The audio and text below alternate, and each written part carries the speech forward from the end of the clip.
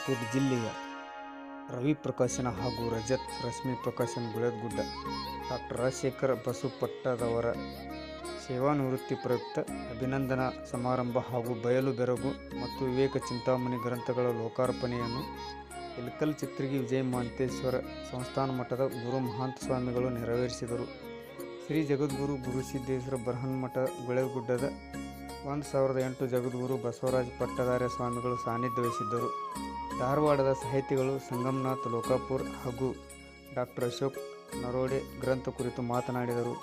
ಈ ಸಂದರ್ಭದಲ್ಲಿ ಮಾಜಿ ಶಾಸಕ ರಾಜಶೇಖರ್ ಶೀಲವಂತ್, ಡಾಕ್ಟರ್ ವಿ.ಎ. ಬೆನಕನಾಳ್ ಹಾಗೂ ಪ್ರೊಫೆಸರ್ ಚಂದ್ರಶೇಖರ್ ಹೆಗಡೆ ಉಪಸ್ಥಿತರಿದ್ದರು. ವರದಿ ಶರಣಬಸಪ್ಪ ಎಸ್. ಜಮಖಂಡಿ, ಗುಳೇದಗುಡ್ಡ.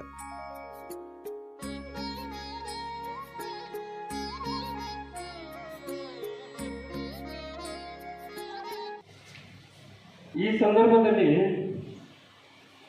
ಒಟ್ಟು ನನ್ನ ಸಹೋದರನಾಗಿರುವಂಥ ರವೀಂದ್ರ ಅವನ ಒತ್ತಾಯದ ಮೂಲಕವಾಗಿಯೇ ಈ ಒಂದು ಸಮಾರಂಭ ಹಮ್ಮಿಕೊಂಡಿರುವಂಥ ಇದಕ್ಕೆ ಬಹಳ ಮುಖ್ಯವಾಗಿರುವಂಥ ಕಾರಣ ಅಂತಂದ್ರೆ, ನಾನು ಸುಮ್ಮನೆ ಇದ್ದೆ. ಮೇ 1 ತಿಂಗಳ ಪೂರ್ತಿಯಾಗಿ ಸುಮ್ಮನೆ ಇದ್ದೆ. ಅದೇ ರೀತಿ ಮೇದೊಳಗೆ ಆನಂತರ ಜೂನ್ ಈ ತಿಂಗಳೊಳಗೂ ಕೂಡ ಬೇಡ ಬೇಡ ಅಂತ ಕೂಡ ನಾನು ಹೇಳಿದೆ. ಆದರೂ ಕೂಡ ಈಗ ಕರೆಕ್ಟಾಗಿ 2 ತಿಂಗಳಿಂದ ನಿವೃತ್ತಿಯಾಗಿದೆ. ಬಹಳ ಮುಖ್ಯವಾಗಿ ಅಂದರೆ 2 ಪುಸ್ತಕಗಳ ಇವರು ಬಿಡುಗಡೆ ನನ್ನ ನಿವೃತ್ತಿಯ ಸನ್ಮಾನ ನನಗೆ ಮುಖ್ಯ ಅಂತ ಅನಿಸ್ತಾ ಇಲ್ಲ. 2 ಪುಸ್ತಕಗಳ ಈಗಾಗಲೇ 15-20 ದಿನಗಳ ಹಿಂದಿನ ಈ ಒಂದು ಕಾರ್ಯಕ್ರಮವನ್ನು ಹಮ್ಮಿಕೊಳ್ಳಬೇಕಾಗಿತ್ತು. ಅದಕ್ಕೆ ಅನಿವಾರ್ಯ ಕಾರಣಗಳ ಮೂಲಕವಾಗಿಯೇ ಇಳಕಲ್ಲಿನ ಚಿತ್ರಗಿ ಸಂಸ್ಥಾನ ಮಠದ ಪೂಜ್ಯ ಶ್ರೀಮಣ್ಣಿರಂಜನ ಪ್ರಣವ ಸ್ವರೂಪಿ ಗುರುಮಹಾಂತ ಸ್ವಾಮೀಜಿ ಅವರಿಗೆ 15-20 ದಿನಗಳ ಮೂಲಕವಾಗಿ ನಿರಂತರವಾಗಿ ಅವರಲ್ಲಿ ನಾನು ಪ್ರಾರ್ಥಿಸಿಕೊಂಡಂಥ ಸಂದರ್ಭದೊಳಗೆ ಅವರು ಕೊಟ್ಟಿರುವಂಥದ್ದು 30ನೇ ತಾರೀಕು ಈ ದೃಷ್ಟಿ ಮೂಲಕವಾಗಿ ಇವರು ಕಾರ್ಯಕ್ರಮವನ್ನು ಹಮ್ಮಿಕೊಂಡಿದ್ದೀವಿ. ಆದರೆ ಅನಿವಾರ್ಯ ಕಾರಣಗಳ ಮೂಲಕವಾಗಿಯೇ ಅವರು ಬೇರೊಂದು ವಿವಾಹ ಕಲ್ಯಾಣ ಮಹೋತ್ಸವದೊಳಗೆ ಅವರು ಬಹಳ ಆತ್ಮೀಯರು, ಬಹಳ ಪ್ರೀತಿ, ಅವರ ಒಡನಾಟ, ಅವರ ಸ್ನೇಹ ಸಂಪರ್ಕ ಸುಮಾರು 2.5-3 ದಶಕಗಳ ಮೂಲಕವಾಗಿಯೇ ಅವರು ನಮ್ಮ ವಿಶ್ವವಿದ್ಯಾಲಯ ಮಟ್ಟದೊಳಗೆ ಒಂದು ಕಾರ್ಯಗಳನ್ನು ಅಥವಾ ಸೇವೆಯನ್ನು ಸಲ್ಲಿಸ್ತಾ ಇದ್ದೀವಿ. ಒಳ್ಳೆಯ ಮಾತುಗಾರರು, ಹಾಸ್ಯಗಾರರು, ಅದೇ ರೀತಿ ಸುಮಾರು 40 ಪುಸ್ತಕಗಳನ್ನು ಪ್ರಕಟಣೆ ಮಾಡಿರುವಂಥ ಅಪರೂಪದ ಒಬ್ಬ ಕಥೆಗಾರ. ಕಥೆ ಅಂದರೆ ಮುಳ್ಳು ಬೇರೆ ದಾಟಿ ಅನ್ನುವಂಥದ್ದು, ಅದು ಟೆಕ್ಸ್ಟ್ ಬುಕ್ ಕೂಡ ಆಗಿರುವಂಥದ್ದು. ಆ ಪಠ್ಯಪುಸ್ತಕ ಒಂದೊಂದು ಆ ಕಥೆಯನ್ನು ಆಯ್ದುಕೊಂಡಿರುವಂಥದ್ದು ಕೂಡ ಬಹಳ ವಿಶೇಷವಾಗಿರುವಂಥ ವ್ಯಕ್ತಿತ್ವ, ಸಂಘಟನೆ, ಹೋರಾಟ. ಅದೇ ರೀತಿ ಎಂದಾಗ ನನಗೆ ತಕ್ಷಣ ನೆನಪಾಗುವಂಥವರು ಶ್ರೀ ನಿರಂಜನ ಪ್ರಣವ ಸ್ವರೂಪಿ 1008 ಜಗದ್ಗುರು ಬಸವರಾಜ ಪಟ್ಟದಾರ್ಯ ಮಹಾಸ್ವಾಮಿಗಳು, ಶ್ರೀ ಜಗದ್ಗುರು ಗುರುಸಿದ್ದೇಶ್ವರ ಬೃಹನ್ಮಠ ಗುಳೇದಗುಡ್ಡಿಯವರು. ನಿನ್ನೆ ಬಾಗಲಕೋಟೆ ಜಿಲ್ಲಾ ಸಾಹಿತ್ಯ ಸಮ್ಮೇಳನ ನಡೆದ್ರೆ 9 ಮಂದಿ ರಾಜಕಾರಣಿಗಳು ಒಬ್ಬರೇ ಇದ್ರು. ಅವರ ಪಾತ್ರ ಇದು, ಹೋದವ್ರು ಯಾರು ಬಂದಿದ್ರು. ಬಟ್ ಇಲ್ಲಿ ಶೀಲವಂತ್ ಅವರು ಬಂದದ್ದು ಇದು ಸಾಹಿತ್ಯಕ್ಕೆ ಸಾಕ್ಷಿಯಾಗಿದ್ದು. ಯಾವಾಗಲೂ ರಾಜಾಶ್ರಯ ಅನ್ನೋದು ಬೇಕು. ಪಂಪ, ರನ್ನ, ಪೊನ್ನ, ಜನ್ನ ರಾಜಾಶ್ರಯ ಬೆಳೆದದ್ದು ಒಂದು ಬಲ ಬೇಕಾಗತ್ತೆ. ಯಾಕಂದ್ರೆ ಬಸವಣ್ಣ ಇಷ್ಟೆಲ್ಲ ದೊಡ್ಡ ಸಾಧನೆ ಮಾಡಿದಾನ ಅಂದ್ರೆ ಅಲ್ಲಿ ರಾಜಕೀಯ ಶಕ್ತಿ ಇದ್ದಾಗ ಮಾತ್ರ ಸಾಧನೆ ಮಾಡ್ಲಿಕ್ಕೆ ಸಾಧ್ಯ ಆಯ್ತು. ಇಂಥವರ ಆ ಸಹಕಾರ ಎಲ್ಲ ಬೇಕಾಗ್ತದೆ.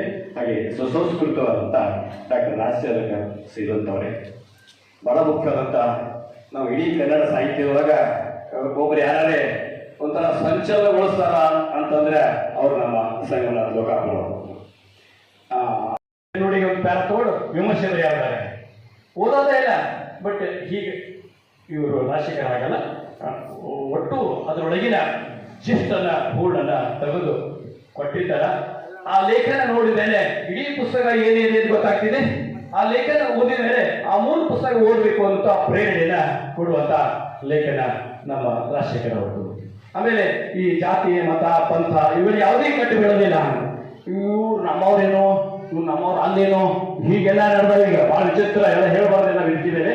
ಬಟ್ ಅದೆಲ್ಲವನ್ನ ಬಿಟ್ಟುಕೊಂಡು ಕೂಡ ಇವರು ಮೊಹಮ್ಮದ್ ಪೈಗಂಬರ್ ಮತ್ತು ಖಲೀಫರು ಈ ಪುಸ್ತಕನ ಪರಿಚಯ ಮಾಡಿಸಿರುವಂಥದ್ದು. ಆಮೇಲೆ ಈ ಭಾಗದೊಳಗ ಹಾಡೋಣ ಬಾಡ ಪ್ರೇಮದ ಹಾಡ ಅಥವಾ ಹೊಳತಾನ್ ಹೋರಿ ಈ ಇಟ್ಟಣ್ಣವರ ಬಹಳ ಪ್ರಸಿದ್ಧ ಆಗಿದ್ದು, ಗುರಾಸ್ಕೋಟಿ ಎಲ್ಲ ಹಾಡ ಹಾಡಿದ್ದು, ಅದರ ಒಂದು ಪ್ರೇಮ ಕಾವ್ಯ ಕೂಡ ಅದನ್ನು ಪರಿಚಯ ಮಾಡಿದ್ದಾರೆ. ಅವಾಗ ಅರ್ಧಾರ ಕರೆದು 3 ವಾರ ತರಗತಿ ಇದ್ರಾಗ ಹಾಕಿಸ್ಕೊಂಡು ಹೋಗುತ್ತೆ. ಮತ್ತೊಂದು ವಾರ ಬಿಟ್ಟು ಆಚಾರ ಅಂದ್ರೆ ಮತ್ತೆ ನಾವು ಸಾರಿಗೆ ಹೋಗೋರಲ್ರಿ ಮತ್ತೆ ಸಾರಿಗೆ ನಿಂತಿದ್ದೆ ತೆರಿಗೆ ಎಷ್ಟು ತಂದಿ ಅಂದ್ರೆ ಒಂದ ತಂದೆ ಅಂದ್ರೆ ಯಾರು ತಗೊಂಬಾರ ಪೂರ್ತಿ ವಚನ ಅಂತ ಏನಿ ಅಂತೀನ್ರಿ ಈಗ ಬರ್ತಾವ್ರಿ ಅಂತಾರ ಯಾವ್ದದು ಅಂತ ಲೋಕದೊಡನ್ನು ತಂದಿದ್ದೀವಿ ನಿಮ್ಮ ನಿಮ್ಮ ಮನವ ಸಂತೈಸಿಕೊಳ್ಳಿ ತನ್ನ ಸಂತೈಸಿಕೊಳ್ಳಿ ನೆರಮನೆಯ ಜೊತೆಗೆ ಅಳುವವರ ಡಂಚ ಕೂಡ ಸಂಗಮರಿವ ಏನ್ರಿ ಫಲ 1 ಎಕರೆ ಐತ್ರಿ ಅದು ಬೆಳೆಯುದಿಲ್ಲ ಮತ್ತು ಸಾಲಿ ಯಾರು ಕಲಿಸ್ತಾರ ನಮ್ಮಪ್ಪ ಮಾಸ್ತರ ಇದ್ದಲ್ರಿ ನೌಕರಿ ರಾಜೀನಾಮೆ ಕೊಟ್ಟು ಬಂದ TB ಆಗಿತ್ತು 6 ವರ್ಷ ಇದ್ದಾಗ ಸತ್ತಾನ ನಮ್ಮವ್ವ ಊರಾಗ ಕೂಲಿ ಮಾಡಿ ನನ್ನ ಸಾಲಿ ಓದಿಸ್ತಾರೆ ಅಪ್ಪಗಳು ಅಂಗಡಿ ಆ ರೂಮ್ನಾಗಿಂದ ಟ್ರಂಕ್ ಇವನ್ನ ಕೂಡ ಮಠದಾಗ ಕರೆದು ಇವನಿಗೊಂದು ರೂಮ್ ಕೊಟ್ಟು ಪ್ರಸಾದ ಕೊಟ್ಟು ಇಲ್ಲೇ ವಿದ್ಯಾಭ್ಯಾಸ ಮಾಡು ಇಲ್ಲಿಂದ ಇವನು ಓದುವುದು ವಸ್ತಿದು ಊಟದ್ದು ಖರ್ಚು ಶ್ರೀಮಠ ಬರ್ತದ ಅಂತ ಕಸ ಮಹಾನ್ ತಪ್ಪುಗಳ ವಾಣಿಯ ಮೂಲಕ ಸಾರಿಗೆ ಬಂದ ಹುಡುಗ ಮಠ ಸೇರಿ ಬೋರ್ಡಿಂಗ್ನಾಗ ಎದ್ದು ಹುಣಗುಂದಾಗ ಇಳಕಲ್ದಾಗ ಬಾಗಲಕೋಟದಾಗ ಧಾರವಾಡದಾಗ ಓದಿ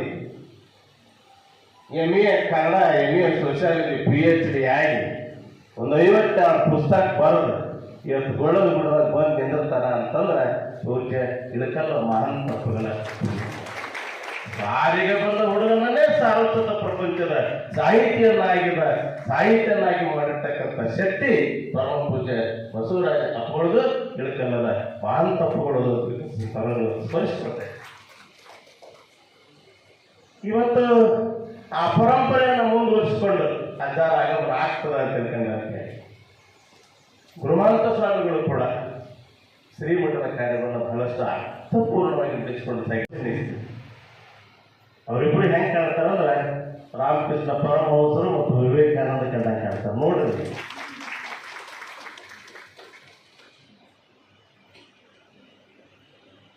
ಹಿರಿಯ ಪೂಜ್ಯರಲ್ಲಿ ನಮಸ್ಕರಿಸಿ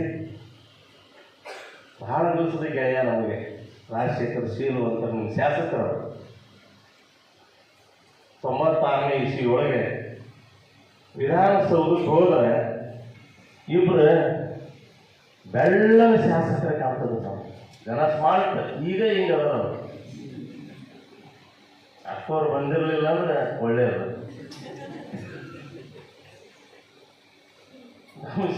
ರಾಜಶೇಖರ್ ಶೀಲು ಅಂತ ಒಬ್ರು, ಆಮೇಲೆ ಅವರು ವಿಲಾಸ್ ಬಾಬು ಆಲ್ಬೇಕರ್ ಒಬ್ರು. ವಿಲಾಸ್ ಇವರಿಬ್ಬರನ್ನು ನೋಡಾಕ ನಾವು ವಿಧಾನಸೌಧಕ್ಕೆ ಹೋಗಿದ್ದೀವಿ. ಮಂದಿ ವಿಧಾನಸೌಧ ನೋಡಾಕ ಬಂದ್ರ ನಾವು ಇವರಿಬ್ಬರು ನೋಡಕ್ ಹೋಗಿದ್ವಿ.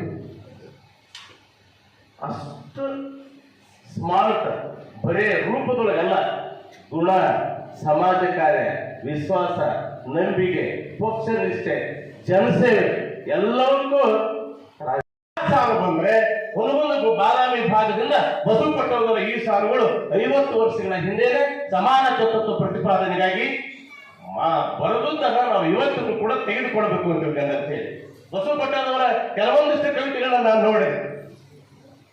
ಬರೀ ಅವರು ಬರೀತಕ್ಕಂಥದ್ದು ಬೆಳಕು, ಕತ್ತಲೆಯಿಂದ ಹೊರಗೆ ಬರಬೇಕು. ಅವರಷ್ಟು ಹೆಣ್ಣನ್ನ ಸುಂದರವಾಗಿ ಚಿತ್ರಿಸ್ತಕ್ಕಂಥ ಕೆಲಸ ಯಾರು ಮಾಡೋದು. ಬಹಳ ಅದ್ಭುತವಾಗಿರ್ತಕ್ಕಂಥ ನವೋದಯದ ಕವಿ.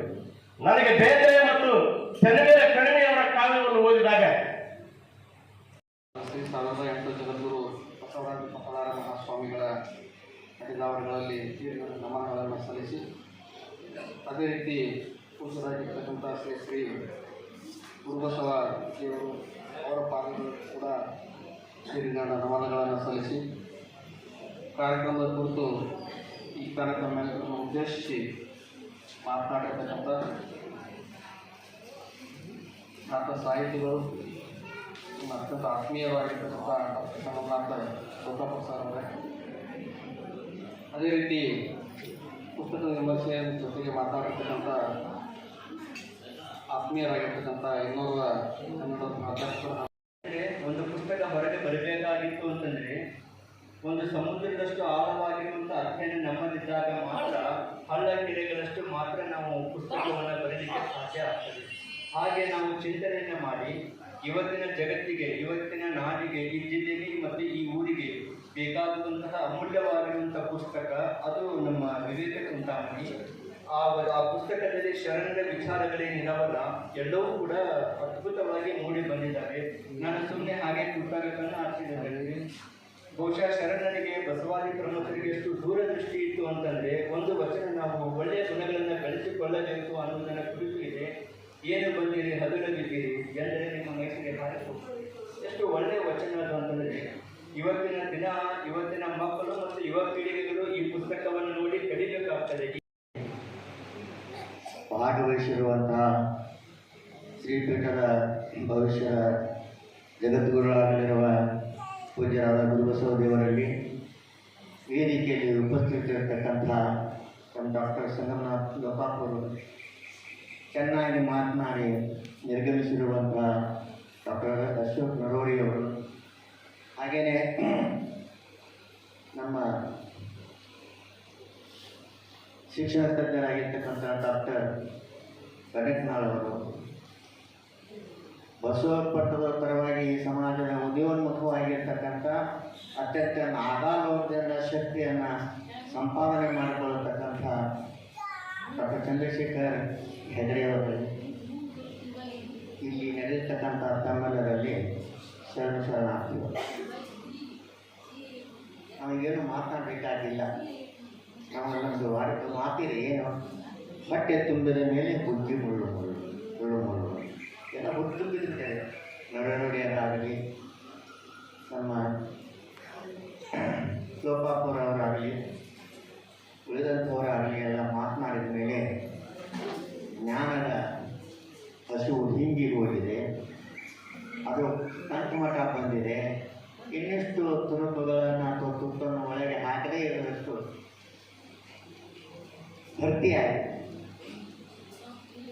ಆದರೆ ಈ ಎಲ್ಲ ಬಳಗ ಇದೆಯಲ್ಲ, ಈ ಬಳಗಕ್ಕೆ ಕಾರಣವಾಗಿರ್ತಕ್ಕಂಥದ್ದು ನಮ್ಮ ಪರಮಾರಾಧ್ಯ ಗುರುಗಳಾಗಿರುವ ಲಿಂಗೈಕ್ಯ ಕತ್ತು ಜಗದು ಸಿದ್ಧಪಟ್ಟದಾರ ಮಹಾಸ್ವಾಮಿಗಳವರ ಪುಣ್ಯಾರಾಧನೆಯನ್ನು ವಿಶಿಷ್ಟವಾಗಿ ಈ ನಾಡಿನಲ್ಲಿ ಶರಣ ಸಂಗಮ ಸಮಾರಂಭವನ್ನು ಪ್ರತಿ ವರ್ಷ 8-9 ದಿವಸ ಆಯೋಜಿಸುವ ಮೂಲಕವಾಗಿ ಕಟ್ಟಿಕೊಂಡಿರ್ತಕ್ಕಂಥ ಬಳಗ ಇವುಗಳಿಲ್ಲ.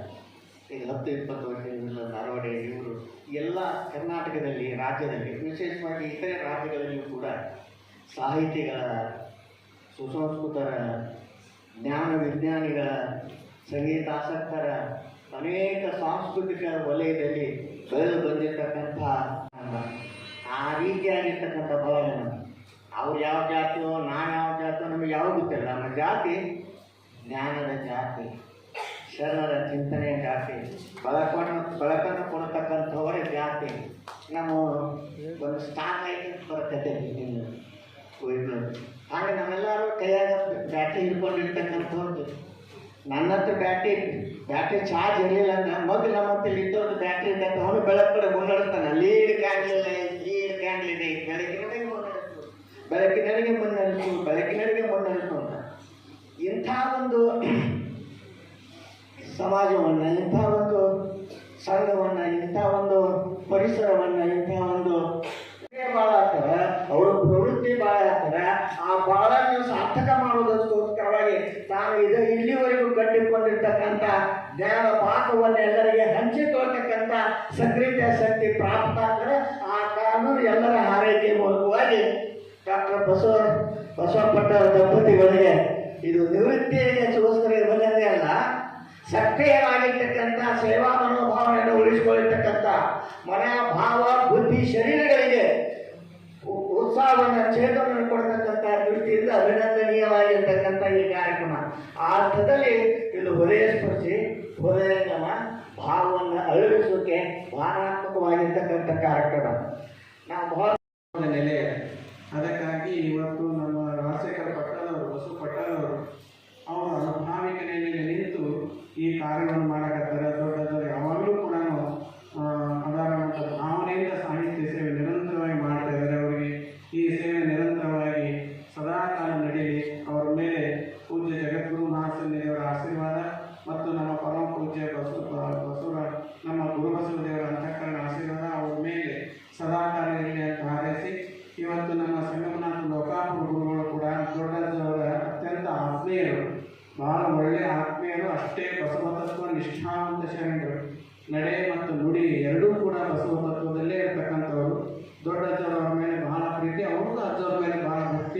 ಇವತ್ತಿಗೂ ಸದಾಕಾಲವಾಗಿ ದೊಡ್ಡವರಿದ್ದಾಗಲೂ ಬರ್ತಿದ್ರು, ಈಗಾದರೂ ಕೂಡ ಸದಾಕಾಲವಾಗಿ ಅವರು ಬರ್ತಾರೆ, ಸದಾಕಾಲ ಸಂಪರ್ಕದಲ್ಲಿರ್ತಾರೆ. ಶ್ರೀಮಠದ ಎಲ್ಲ ಒಡನಾಡಿಗಳನ್ನು ಕೇಳ್ತಾರೆ, ಮಾರ್ಗದರ್ಶನ ಮಾಡ್ತಾರೆ.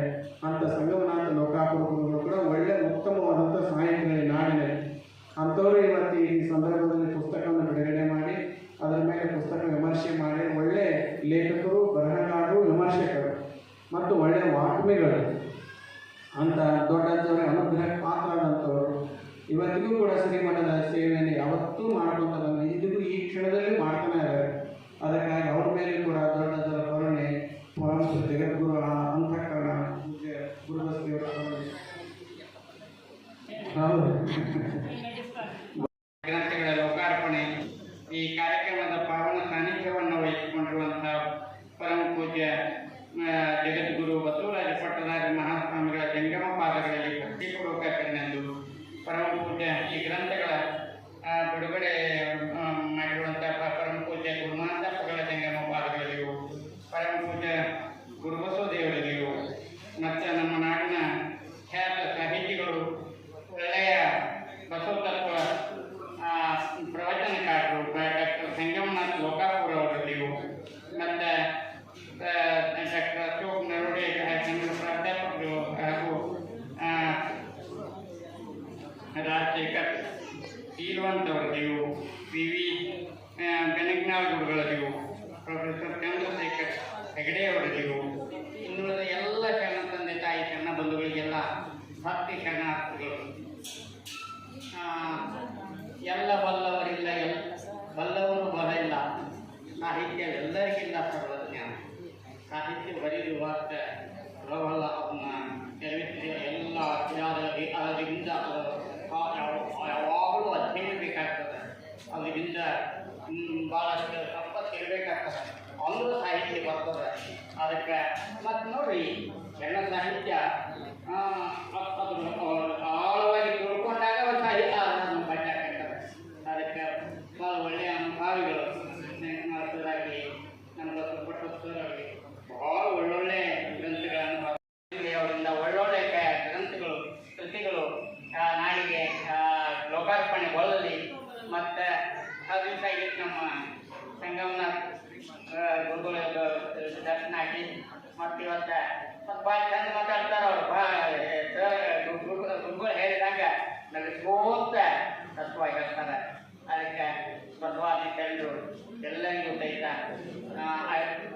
ಆಯುರಾರೋಗ್ಯ ಭಾಗ್ಯವನ್ನು, ದಾಸೋಹಂಭಾವ ಶಕ್ತಿಯನ್ನು ಕೊಟ್ಟು ಕರುಣಿಸಲಿ ಅಂತ ಹಾರೈಸಿ ಮತ್ತೊಂದು ತಮಗೆಲ್ಲ ಶರಣಾರ್ಥಿಗಳನ್ನು ಅರ್ಪಿಸಿ ಎರಡು ಮಾತುಗಳನ್ನು ಮುಗಿಸಿ.